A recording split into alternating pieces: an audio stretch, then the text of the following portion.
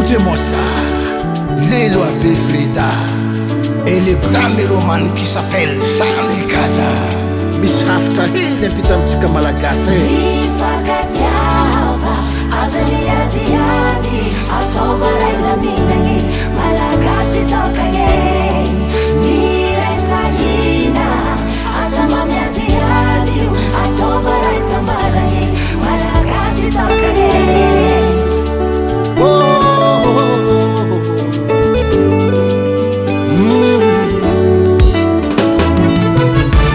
Miala tsigny miala fondro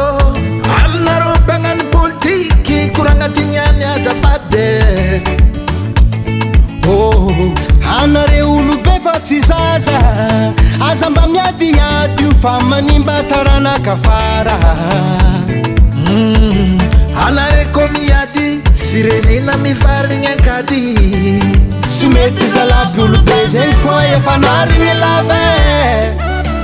Ifakatiava azali adiadi atovarala minagny malagasy tokagny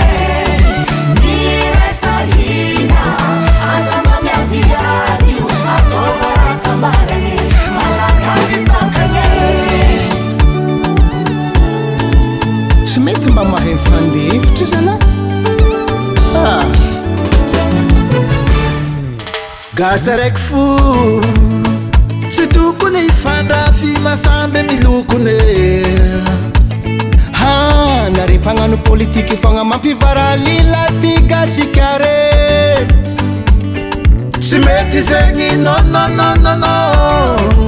baka tsy mantiniana baka varatra andrefa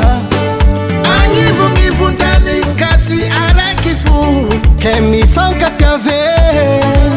zay mitambatra fato zay misaraka fasiky